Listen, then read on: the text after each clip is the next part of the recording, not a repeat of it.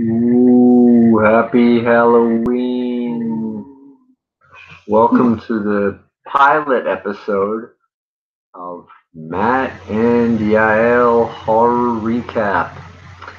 We decided earlier today, in early to mid September, that we would watch a horror movie a month in October.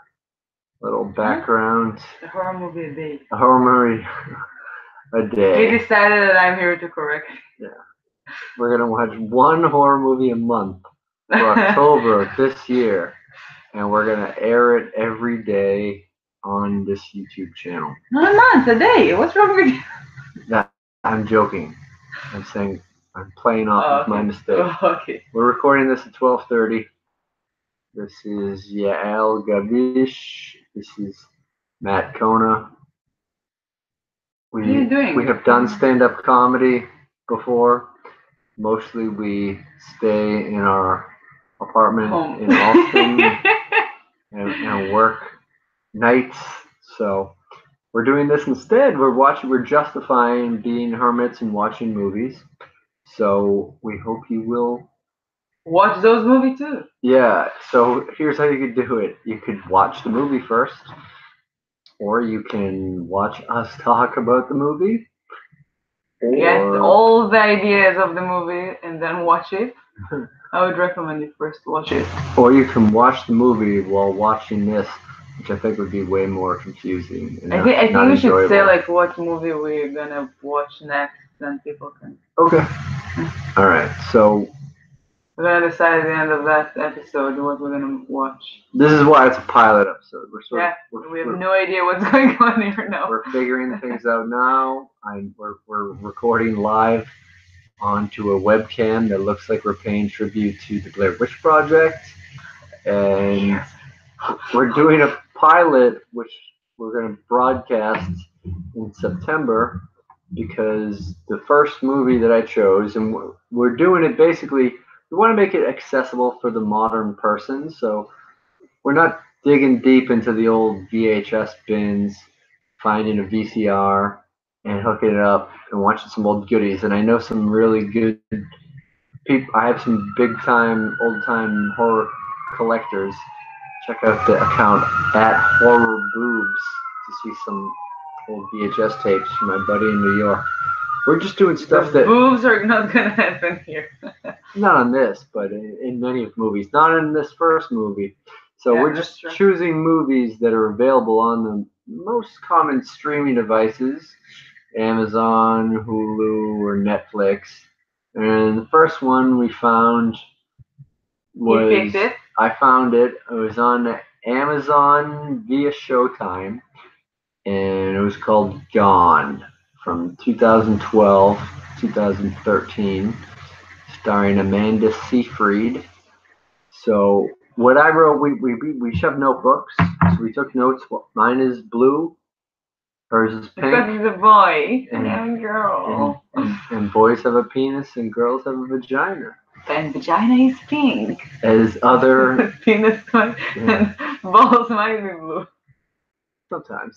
So this, I think we both realized about halfway through this that the movie wasn't quite uh, Oh, there are gone. gonna be a lot of spoilers. Oh yeah, we'll do that. All spoilers So you can imagine. if you haven't seen Gone, then go and watch it. Pause, watch it, and then come back. Yeah, so if you have Showtime on demand, it might be on there, or if you have a Showtime subscription on Amazon. I got one so we could watch What Is America. So yeah, that's over now. So now I'm just gonna watch a few more movies until I cancel it. Although the new Jim Carrey show We'll looks see. interesting. So so I basically just took notes of what was happening in the Just movie. wrote the movie Yeah. without minutes or something. No, there's a couple thoughts. So you wrote different things. You wrote. Yeah, I know. I wrote Like when- my thoughts about my movie, about the movie, and not it's my movie. It's my movie now. Oh yeah, we forgot to give the credits. Yeah, It was starring thank you very Amanda much. Seyfried, Made by Yael. directed by Gavish.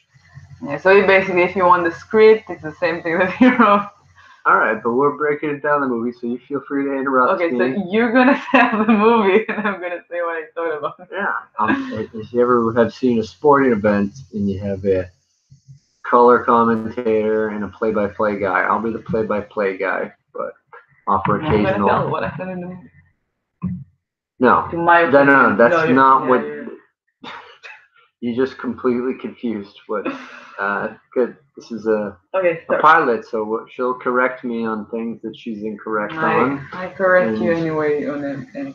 oh, then we're gonna have a great live English lesson for grammar for this, because oh yeah, let's see who corrects who. So Correct first me, of all, baby. some of you, I mean, I'm a big fan of Twin Peaks. Season 3 came out last summer. I still think about it a lot. Amanda Seyfried played Double R Diner waitress Shelley's daughter, and the movie takes place in Portland, Oregon, which is different than Washington State, although they do have very similar landscapes and greenery. And the movie starts off where it looks like she's going through a park, very reminiscent of It's not Shelley, it's Shelley's daughter. Shelley's daughter in the movie. Her character's name is Jill. We'll just kind of refer to her as her character name. So Jill is going through the forest, and it looks like let's say like Shelley's daughter all the time. Jill. Jill is going through the forest, and it looks a lot like Jack Rabbit's palace from Twin Peaks season 3, which we will not spoil. But it's just a part of the woods that has a name. It's kind of odd. And then it made me feel like we were gonna watch a horror movie. It was in the horror section of On Demand, and we see a sweeping car driving through the hills, all the trees around there, very reminiscent of the beginning of Stanley Kubrick's The Shining. And then it goes to the girl's house. She's in the shower. Little psycho tribute there. And then she leaves the house later in a car, and a black cat crosses the street, which is not really That's a my horror second trope. note. Black cat is passing. Yeah, and it's I didn't say anything. and then I did a little post show research on IMDb. Apparently, the cat freezes in the frame because there was an error and they had to reshoot, so they just made the background a photograph, and the cat starts to cross the path and then just stays there. So anyway, get into the plot, which I have extensively jotted down on here. You want me to comment sometime? Yeah, but interrupt me if you have a thought. So I thought that Portland, Oregon is a great location for horror movies because of the woods, and it's very like foggy. Like not, I don't know, it's like woods and green, but still it's very gray and creepy. Yeah, Like, yeah, I like that. atmospheric. Yeah.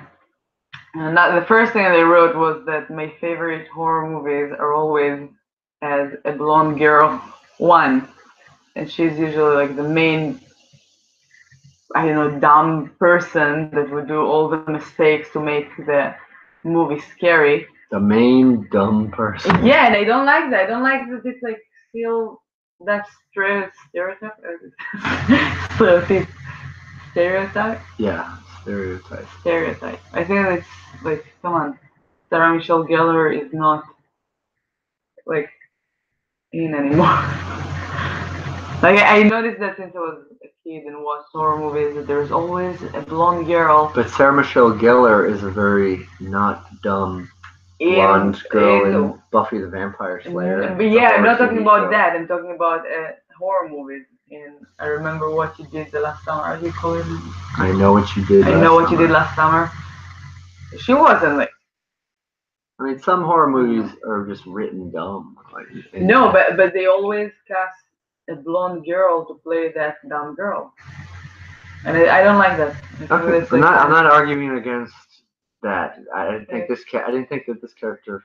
No, she's amazing. I love her. Was dumb. I love Amanda. How do you say her last name? Seyfried. Seyfried. And the girl from Mamma Mia. Yeah. I never saw it. Well, maybe we'll talk about that. We're gonna watch it in In November. Family Video November, where we watch a family video every November. So she leaves. Basically, she's rooting around in the woods. She comes home. She's apparently she has been getting over the trauma of being kidnapped. There's multiple locks on her door. Her older sister lives with her. She's kind of worried about her. Tries to set her up on a double date. She doesn't really want to do it. She leaves the house. Her sister's going to be staying up all night studying, going to bed early. So at nighttime, Jill leaves to go train MMA. Guy gets a little creepy, says something a little bit sexist, touches her hair, and she resumes grounded and pounding him when they were just grappling. So she fucked him up a little bit. And then she goes to work third shift at a diner. Yeah. About the gym thing. I think to all the girls here that's watching or in the world, we unfortunately, most of men, we have nothing like to do against them. And if someone is trying to attack you, just kick in the balls and run. That's something that they learned from MMA fighters and like people that teaching like self-defense. So they felt bad for her that she's like spending all of that effort. Well, I think it worked for her in the movie, but guess what? If you're unable, if the person that is attacking you, you can't kick him in the balls and he's on top of you, and you can't knee him in the balls. You have to learn how to grapple. So I'm saying with girls, most of the time, the men. You're just trying to cut into all the MMA self-defense classes and just kick them in the balls instead. No, not an MMA thing. I'm talking about like fights that a man is gonna try to attack a woman. Yeah, I don't think she was training MMA to compete. No, to protect herself. No, she didn't do that to like compete. Okay, so girls kick a guy in the balls or do MMA against them. See, there's the message to this. So she does all that, then she goes to her third shift job at a diner, and a guy gives her a big tip, gives the other waitress a big tip, because she's normally her other waitress, and that waitress is the girl from Dexter's sister. So it's kind of like a Showtime reunion, since Twin Peaks season 3 was also on Showtime. So there's another thing that I like in the beginning. The music that it cuts from, like when there's like sounds of one scene that is still like not revealing. So no, there's like the scene that's happening right now, and on top of it they put the sound of a different scene that you still don't see. But my brain works like extra hard to like trying to understand what's going on, and I love when they do that in horror movies. Yeah, makes me aware. Audio editing. I mean, the editing I thought was good to the movie. I thought it was well made. Yeah. Okay. So we go on. She gets home. She's unpacking her stuff. She unlocks the 3-door locks. She takes out her gun because she carries one with her at all times. Still messed up from being kidnapped, bound with duct tape. She keeps seeing flashbacks. Finds her sister gone. Her sister's earring is on the floor. She's searching through the house for her. No, she took the gun because she was worried I don't think she carries the gun all the time. She took it out of her bag that she carries with her to work. Oh, okay. She got kidnapped. You think she's just going to leave her gun at home? I have no idea. She took it out of her bag. She found out that her sister is gone, and then she went to the laundry first thing. Like, you want to call her and see if she's in one of the rooms? Yes. Later, we find out that she was looking to see if the clothes that her sister was wearing the day before were in the laundry, or if she was still in them. I still found not to see if her sister was hiding in the hamper playing a big joke, and then the credits roll and the movie's over. In a drawer. Oh no, you should. Peekaboo the movie. But she didn't call her before that. No. Like, checked all the rooms. But the action starts fast. I like that. You know, it's like, you didn't take. Yeah, she's immediately convinced that. Okay, I guess I left one thing out of my list. She took her sister's car with her to work because her sister's car was blocking hers in. So she hypothesizes that the person that kidnapped her came back, found her, went to her house, saw her car was there, and was going to kidnap her, finish the job. She obviously got away. and finds her sister instead. So she does that. So she immediately goes to the police department, meets a very reluctant Sergeant Powers, and tells him that thinks the man is back. A lot of girls are gone, missing from the park. She has a whole folder full of stories about girls who have gone missing, have not been found. She then meets Detective Hood, a very creepy, handsome new detective. That's the guy from American Beauty. The creepy kid, the neighbor. What was his name? He's really creepy. And I just watched him yesterday in Mission Impossible, and I would never recognize him, not there and not in this movie. He just looks different in every movie that he plays. But He looks about 15 years older than he looked in American Beauty. No, he's not. He Well, that movie he still looks young and creepy. Okay. All right. Well, we didn't write his actor's name down because we didn't think it was that important. But it's a guy named Detective Hood. He's creepy. He's handsome. He says he'll pull her file and get her contact information. And then Jill's sister, Molly's boyfriend, calls Jill back. Brings up the fact that Molly might have fallen off the wagon. She used to have a history of drinking.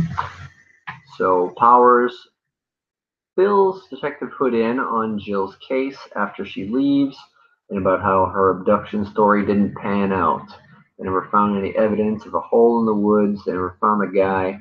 They think she might have been making it up because she didn't have defensive wounds or anything like that. Hood says he likes them a little crazy. Gets reprimanded for the creepy thing that he says about this distressed girl he just met. And next scene, Molly's boyfriend comes over, comes by to help.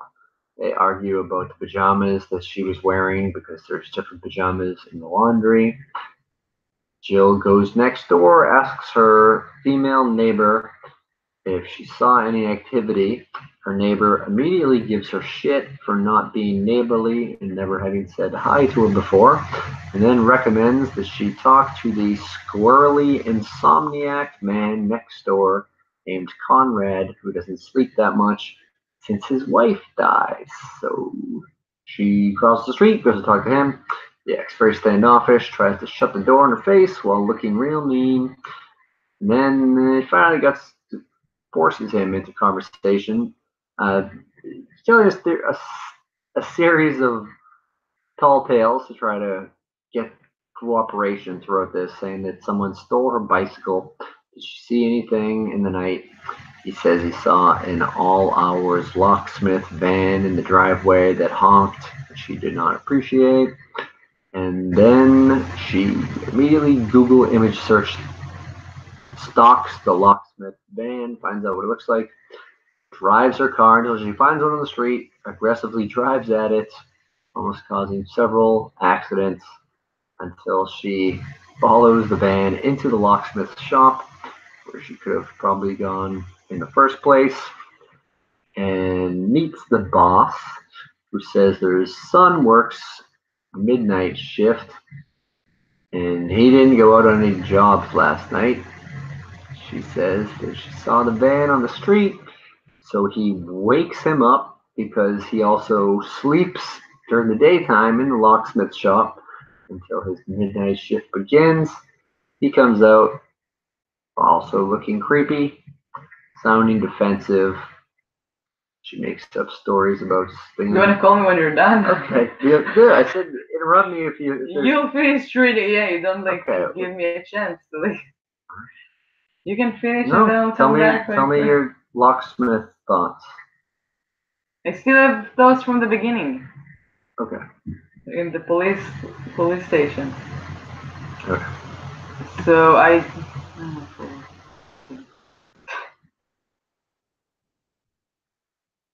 you don't think that? Okay, I know. I mean, we had a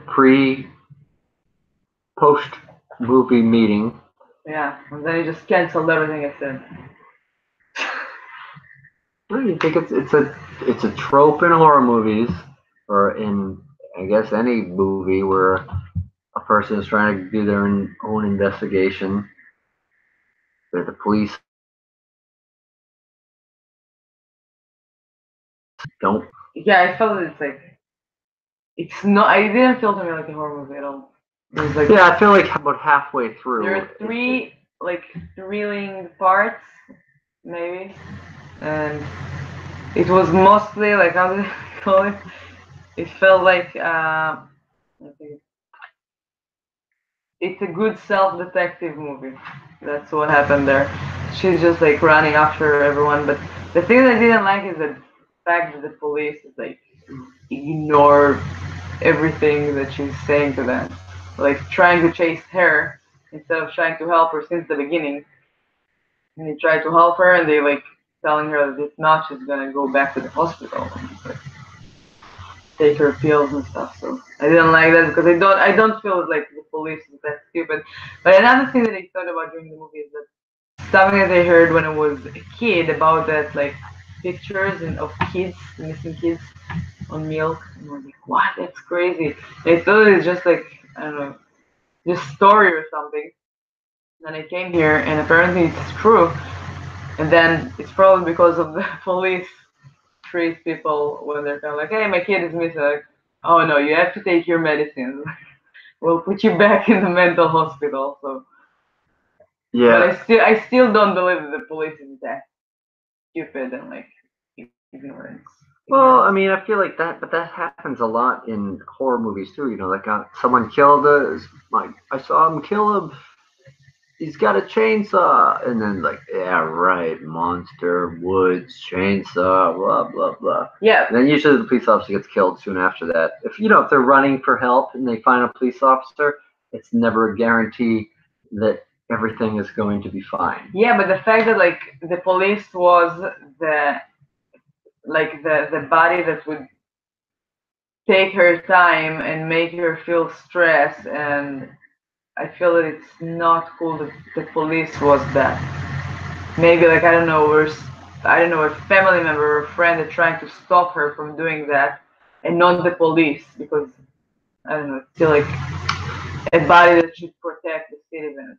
And if there's so many girls that missing, and she has a little bit of information, they would try to go and do that and get that. Yeah, I mean, I think that I'm not trying to. There is several plot holes and inconsistencies throughout this movie. I'm not trying to devil's advocate and defend them all, but they do say that she comes in there a lot because of that, and that you know there was no evidence found when she was kidnapped.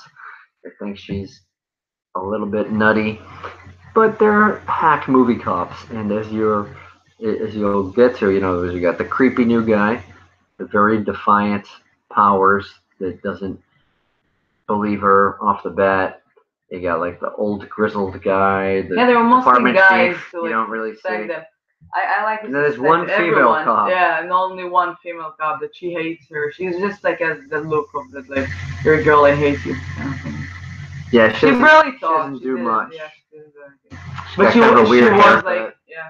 She looks like she was in a Riot Girl band, but like got kicked out because she couldn't play bass even in a punk band. And Yeah, but she was like with the what was he like the surgeon? The guy was in charge and everything. yeah, She was with him all the time. And it was like, is she a secretary or like she works with him? It wasn't that clear. she definitely was not a secretary. They I were guess in a so, meeting but like together. she did nothing. Yeah. And also, I was like, I wondered like. No, she helps try to set up one of the phone stings when they're trying to bring her in, which we'll get to later. Yeah, but like, how annoying can you be, you and your sister, that no one cares about you? Like, okay, that girl, they said that she's crazy and she has like mental problems, but her sister is actually was gone. So just like to check, maybe her sister killed her, but something happened. The girl is just like disappeared. Devil's advocate again. You have to be missing for 24 hours Oh before police can file a report. And I don't know how long it takes before you end up on a milk carton. It kind of depends on the milk production. Really? You gotta get a photograph. I've never. Well, first of all, they don't do. I don't think that they. Milk I don't think that they do that anymore. I don't think that you could go into the supermarket and request milk with missing kids on it. I remember it wasn't just milk either. It was like some other products, like I feel like it was candy or something too. Oh my god. But yeah. It's the fun to eat. Then Soul Asylum made a video with all these kids, so they're like, "Oh, we don't have to put on milk anymore." Put it in porn, places that like grown up looking at, not kids. Ooh, no. A lot of those missing kids ended up in porn, so you don't want to put. Maybe they're gonna see that. Oh yeah, they might I have different remember names. this guy from. Oh my god, no. No. That's terrible. So I mean, basically, we're I jumping want to ahead. go to Oregon. I won't. I mean, I only have another page and a half of every plot detail, but at the locksmith thing, things go crazy because she goes after getting no for an answer. No, wasn't him, or I believe my creepy son that sleeps in a locksmith place. He didn't go to your house last night. She just goes into the van and sees. The van is open. Yeah, she sees a roll of duct tape and a receipt for more duct tape, kerosene, and rope, and all this shit. Actually, I don't think rope is in there because he binds them up for duct tape. But kerosene is something in there, so they immediately think, ooh, foreboding, something's going to happen. And then the guy, creepy, sleepy kid comes out, yells at her for bit. But the van, she whips out her gun. It wasn't a Glock, it was a revolver. And tells her, it's just a different kind of gun. That, she wants to know whether the van was there. And he says, well, I did rent it out to a guy who said he had to move some tools. He just gave me a couple $100. And his name was Digger. And then I went to the club and it was there when I got back. So, Digger is the guy. And so she gets her information, but she's still waving the gun around. The guy's dad comes out. Then she goes on the run. And they call the police because she waved the gun. And now the police know that there's a crazy girl that thinks there's a kidnapper that they don't think exists, driving around, putting guns in people's faces, conducting her own missing persons investigation, even though everyone knows a person is not missing unless they're missing for 24 hours. But she thinks that her sister's going to die in the next 24 hours, so she goes out on a rampage. I think that's the moment that I went back to the detective and I was like, I'm sure that he's involved in some way. But it was still like...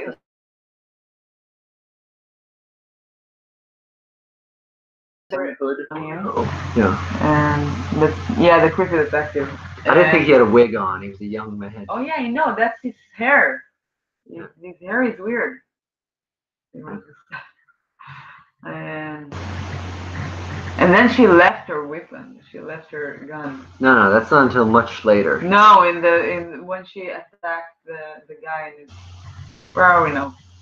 We're still at the locksmith place. Oh, you're still in the locksmith. Yeah, I just said like that's where things. Spoiler from the future. So she starts going on the run. She's got a gun, and they put an APB out her, an all points bulletin. And there's cops sitting in a cop car, and they're listening to the bulletin. They don't notice that the car that they're talking about drives by her, because the man cop is too busy talking about how he banged his wife's sister before they're married. And he didn't say banged because it's a PG-13 movie. He says doing it. Haven't heard doing it in a movie in a while. So they're talking about doing it. And then Jill resumes her lie detecting by going to the hardware store where all the sketchy things were bought. She talks to the owner of it. It's a mom and pop shop. He says there's no security cameras, but he remembers the guy. And then apparently this guy is very chatty because he talks about the make and model of the car that he drives and the place that he lives in a braggadocious way. So she has hit a gold mine in terms of getting information for the guy she's trying to track down, but then the cops notice her car's there. They finish talking about doing it. They see her car in the parking lot. So they start to go in. She notices that. Says she has a lady problem, goes to the bathroom where she shoots the gun at the lock for the window and runs away on foot. And this is the first chase of the movie. The cops are chasing her now. She's running around, and she knows where to go because she has the address. It's like a rundown hotel that people live in. So she goes there, busts into the place after finding out what apartment she lives in from a helpful skateboarder who's on the street, and she finds out that the guy has rapey eyes, according to the skateboarder's girlfriend. And she goes into his house anyway, which looks like something that John Doe would live in from the movie Seven. Duct tape everywhere. Looks like a place that would jump on you something and like would be more like scary moments in it. Yeah. No. The closest we get is she opens the door. And the cat is back. Yeah. I don't think it's the original cat. I don't think it's the same one, but another cat. Yeah, not a photograph of a cat this time. So the cat is back, and then she leaves her weapon. And that's something like all those blondes that like cast movies, horror movies. Don't leave your weapon. Like, come on, it's like it's something that couldn't be passed and like scream and. Well, she doesn't leave it there. She just puts it down while she's looking around. She puts it down, and then at the moment that she puts it down, she walks around and like the janitor is jumping her. The goofy janitor, which is also kind of hard to believe that this rundown little hotel has an on-staff janitor that is also acting as a security guard when he sees like a 20-year-old girl go into this broken down apartment. And yeah, but I like the fact that like you suspect everyone. So it's pretty cool. Yeah, you never know who. Yeah, you don't know what this guy looks like. Like, not like reveal or not like make you too confused, but it's like get it like. So her investigation is in full swing. She's finding a clue. She finds a clue. It's a Lucky Star matchbook from the overnight diner that she works in. And so she bribes the janitor into borrowing his car. He makes a prostitution joke, something along the lines of, usually it would be me giving you money. Ha ha ha. And then she takes his car after having a flashback to being in the hole and finding bones and a hair clip in the dirt that she was in. She goes to the waitress's house that she works with that also got a big tip from this creepy guy. Asks about him. And then she gives him... Did you say that guy was sitting there the day before? Like the day before? I mentioned that she got a big tip in the beginning. No, but from that guy. You missed something. She got this guy goes there like once in 2 weeks, the other one said. And he leaves a lot of tips. He never stayed in her section, in Jill's section. And then she said that like he didn't talk because he didn't want her to recognize his voice. But it felt like for her, it's like 100% sure that it's him. Yeah. In that moment. So that's her inclinations. She gets a phone number from the waitress, and then she goes to leave. And I don't know if I missed something. I think she was just speeding because cops weren't the cops that were looking for her. They just started following her, but she didn't know that. She thought that the cops were onto her. She's already ditched her medication. She's freaking out. And so she just speeds, another high-speed chase. Although actually the first one wasn't really a high-speed chase. She was just trying to run a locksmith off the road. So she drove on the other direction. Yeah, now here's the thing. The janitor's car that she borrowed is a Bronco. And it's an orange Bronco, not a white Bronco, but it's a type of a truck. So I haven't seen a Bronco car chase like that since O.J. Simpson.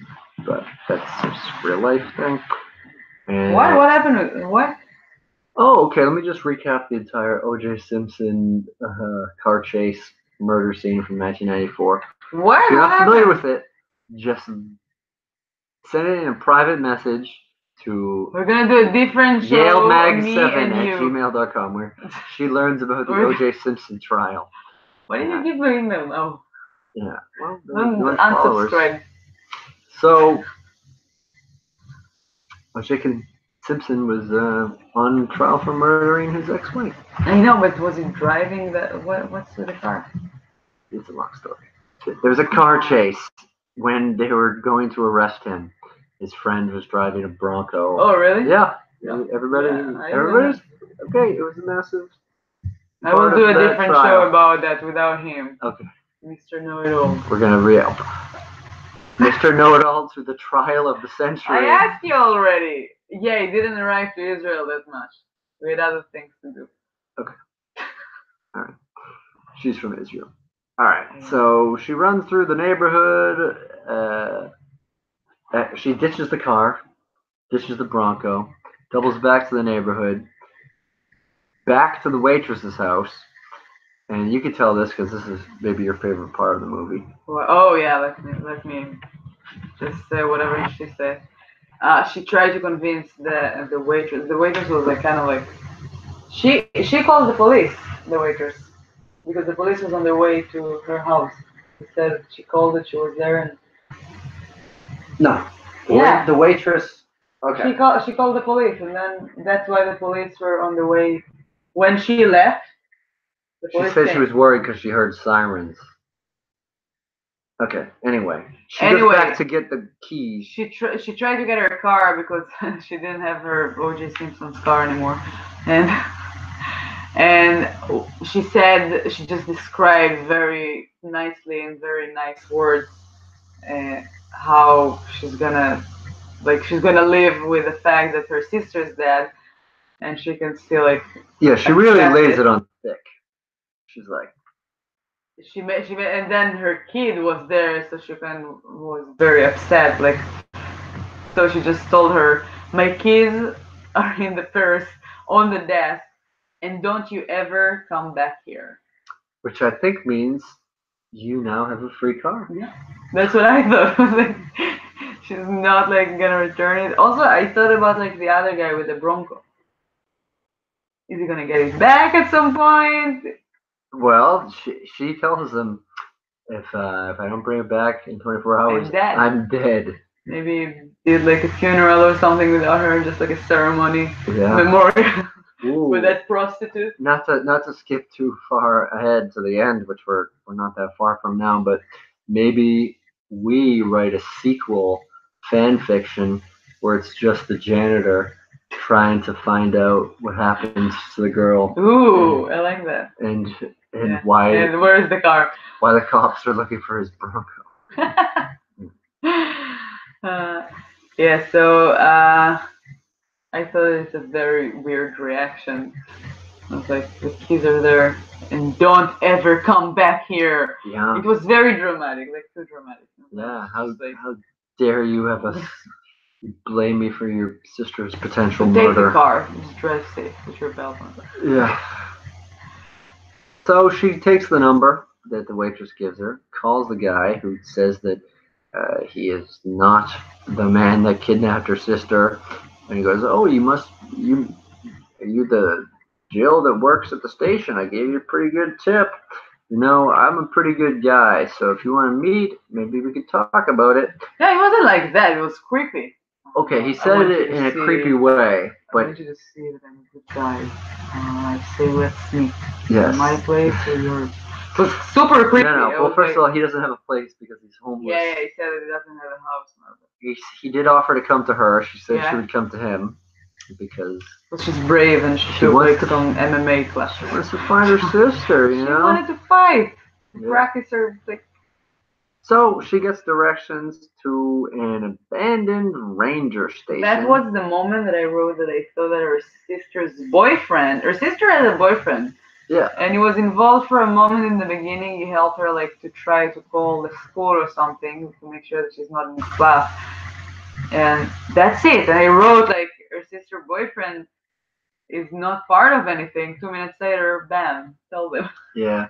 Well, I mean, you were a little bit critical about him not doing enough. What's he gonna do? Start an investigation? If I'm gonna.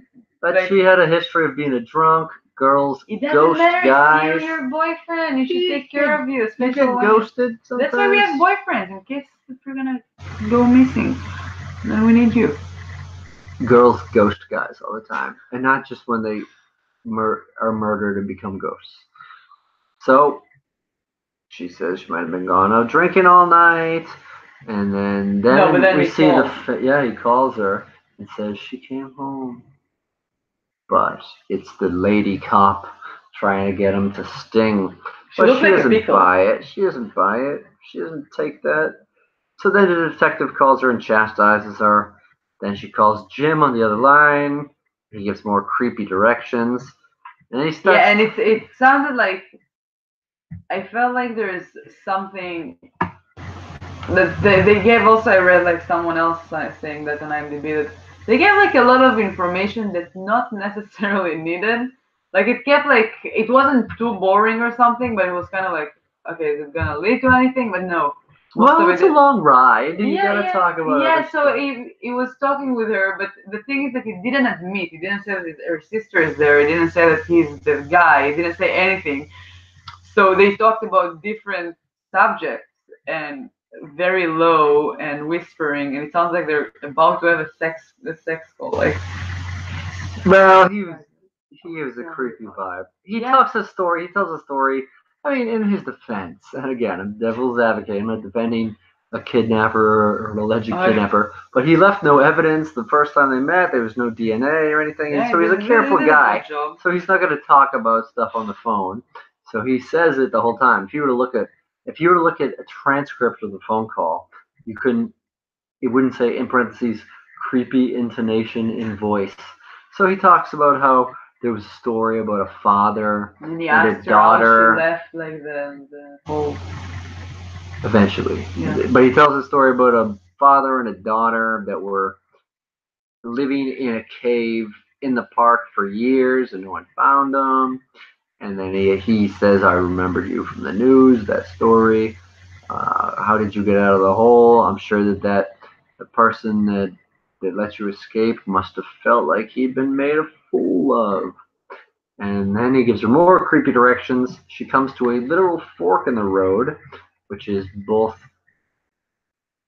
in the movie, that's where the direction is, and it's kind of a plot point in the movie. There's a fork in the road. Does she keep going along with this? Does she believe the guy? Does she think her sister's going to be there?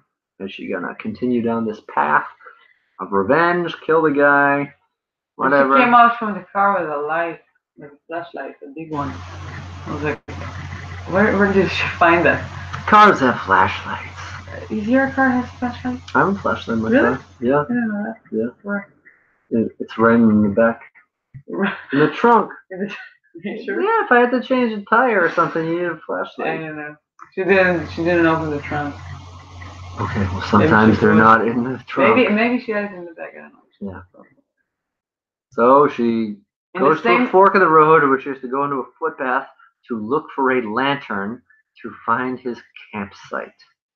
Yeah. Also, like at the same time, when was it with her sister? That's the next scene. Like the next thing you see is her sister. You finally see her for the first time since the morning. She's bound in duct tape in her night clothes in a small space, trying to struggle with the duct tape around her. But she's making it, and then she's going back home, and apparently she was right under the house. She eventually, it cuts back a few more times. You see her, and then you see her find the that's a pictures moment, in the so tent. Jill finds a tent, and she goes, of course, inside of the tent, inside of the woods, with the flashlight, and there are like Polaroid pictures. I thought it might be a hipster or something. Yeah, not digital. Yeah, like do your job. Like just go and like old school Polaroid, like not those new ones you could get at Urban Outfitters. They're a little bit smaller. Yeah, these are like Urban Outfitters ones. That's what I was like. You must be a hipster. That's what I wrote. He's not a hipster. Yeah, they're duct taped to the wall of the tent. A little decoration. Yeah. And then, like, I felt that was the blonde moment that like horror movie trying to get. That Matt didn't like think like me, but I still think that it's kind of weird that she left the tent because she heard a voice. Now the thing is that he knows that she's there. He should meet her there, and she's with a flashlight inside of his tent, taking pictures out of the tent wall. And then she hears a voice or something, so she gets out of the tent and turn off the light. And I'm like, still think that it's like, seriously? It's harder That's to be what's gonna seen save if your you. flashlight is Why off. did you take the flashlight since the beginning? If you want to be She's like, in the dark. She gotta see. That's You what can always I'm throw. saying. Flashlights are also heavy. You can yeah, throw it at a guy. but in the woods you can still see it nice. Like the Not always. most of the It time. depends on the moon. Most of the time, it looks like you can see her. We Okay. could see her. I don't know. Okay. Never mind. We didn't agree on that before. We probably would never agree. I don't know what the moon patterns were like that night. So they we're getting real close to this very anticlimactic climax with the struggle. So she finds a hole, goes towards like the voice. She puts her head down in the hole, sees a body with pajamas at the bottom with like a gray mask over its face. Thinking maybe it's her sister because, as you said earlier, her sister broke out. She's underneath the house. She was never taken to the woods. She was still bound and gagged, but she was under the house the whole time. So the cops are there, and Jill doesn't know this. With So no service. she looks into the hole, and then a hand shoots out, grabs her, throws her down into the hole, and we reveal it's some guy. I guess the guy from the first part wasn't the creepy detective who earlier, about like half an hour earlier, mysteriously left this manhunt to go bring his mother soup. Yeah, that was kind of like. So you thought, oh, maybe it's him. Maybe he's working with this guy. Yeah, I thought he's just a working guy, with him, just but a not. dude. Yeah. Just a dude that drinks coffee late at night, occasionally kidnaps girls, and takes their pictures. So she's down in the hole, and he comes down with a knife. She goes back on some of her self-defense, kind of, and then tries to grab the gun. Successfully shoots him several times. Climbs out of the hole. Says, "Where's my sister?" He says she was under the house. She's fine. She doesn't believe him. Not at first. So she doesn't shoot him. Instead, goes and gets the kerosene. I really don't like the thing that she did. She dumped kerosene on him and then threw the creepy lantern. Inside of the woods, it's a national park resort. In a hole. It might have been a state park. I don't think it was a national park. I think they have like a ranger station over there. State parks have rangers. Yeah. Park rangers. Yeah, the rangers weren't there to stop the light. It was an abandoned ranger station. And look, hey, I'm not arguing. Fires do start underground. I mean, I know it rains a lot in Oregon and Washington. But very dangerous. Very dangerous.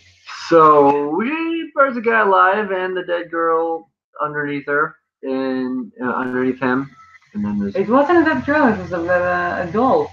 You didn't see that? No, it was a dead girl. You see the you want to decayed. put money on that? No. How much you owe me if it was right? No, it's a dead. It was a doll. Okay.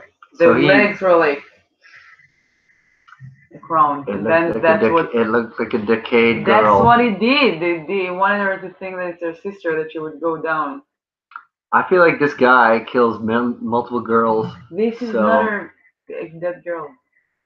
Okay. That's what she had. Like, there was a person. It wasn't a mask. That was like kind of the face. It was just one of those life-size dolls you get of a gray face. It was like something that you just like stuffed inside. We're gonna watch that moment. I'm gonna show okay, great. So if you really want to go to Showtime, what minute was it? Was you right? Go to about 90 minutes in. It's about an hour and 34-minute movie. Almost like this thing. Like you could watch the movie at that time. Yeah. And then goes home. Basically hugs her sister. Doesn't say that she just murdered a man with fire in the woods. And the cops ask her about it, and she says, "You know what? I think I made the whole thing up, or whatever, because they didn't believe her in the first place." And then like the last 94 minutes of our life, and however long it took for you to watch this, and the movie title, it was gone. That was it. So I'm just still wondering if they let her sister do the exam again. Yeah, she was studying real hard. Yeah, she was like really excited for that. She told her boyfriend like, no, we're not gonna do anything. Yeah. No, for her. She couldn't leave the house through no fault of her own.